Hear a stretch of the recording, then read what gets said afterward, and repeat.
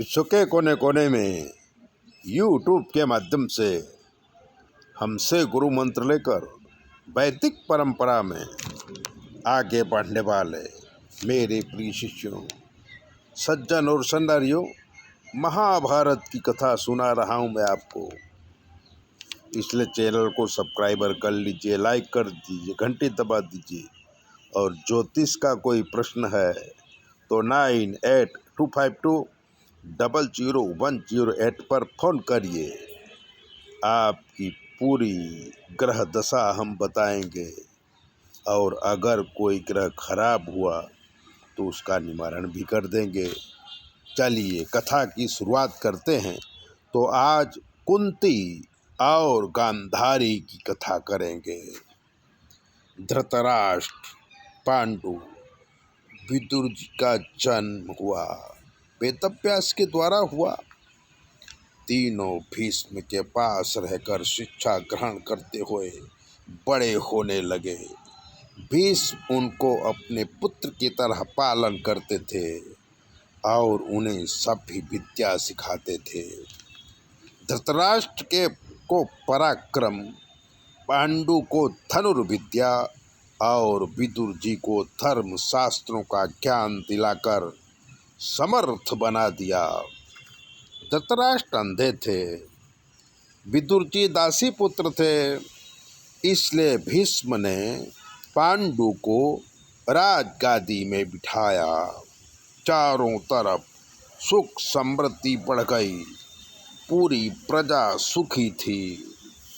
तब भीष्म ने सुना कि गांधार राज सुबल की पुत्री गांधारी शिव का तप करके 100 पुत्र प्राप्त का वरदान पाया है। इसलिए भीष्म ने धृतराष्ट्र के लिए गांधारी का हाथ मांगा।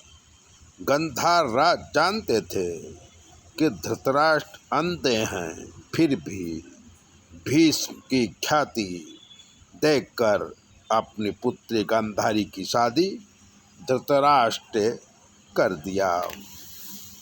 जब गांधारी ने देखा कि मेरे पति अंधे हैं तो उसने भी आँखों पर पट्टी बांध ली और कभी ना देखने का संकल्प किया और पूरी जिंदगी उसे निभाया।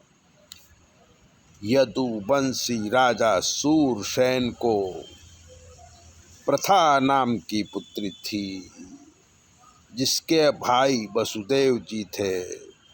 सूरसेन की बुआ संतानहीन थी, तो कुंती भोज की महारानी थी। तो सूरसेन ने अपनी पुत्री प्रथा को कुंती भोज को सौंप दिया। प्रथा का नाम अब कुंती हो गया।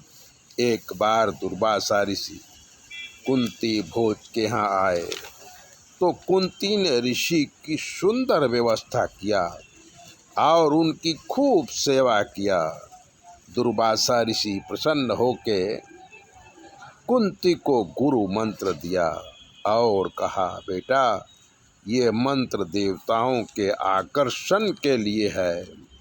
ये मंत्र बोल के जिस देव को याद करेगी वो तेरे समक्ष प्रकट होके तेरा हित करेगा।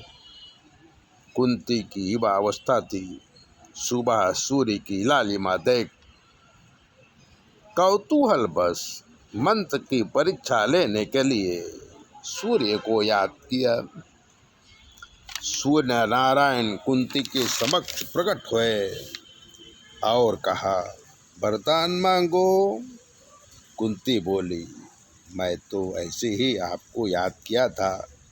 सूर्य भगवान बोले, मेरा आना व्यर्थ नहीं होगा, मैं तुम्हें मेरे जैसा ही पुत्र दूंगा। कुंती बोली, मैं कुंवारी हूँ। तो सूर्य नारायण बोले, पुत्र जन्म के बाद भी तुम कुमारी ही रहोगी और तुम्हारी बदनामी भी नहीं होगी। ऐसा कहकर कुंती की नाभि का स्पर्श करके तेज रूप से कुंती के शरीर में प्रवेश किया। कुंती गर्भवती हुई। समय आने पर कवच कुंडल से युक्त कर्ण का जन्म हुआ। बदनामी के डर से कुंती अपने दासियों के साथ मिलकर लकड़ी की पेटी में रखकर कर्ण को चरमंडवती नदी में बहा दिया। चरमंडवती नदी से वो पेटी यमुना में गई और यमुना से गंगा जी में गई। वहाँ से सूत राज्य चंपापुरी में पहुँची।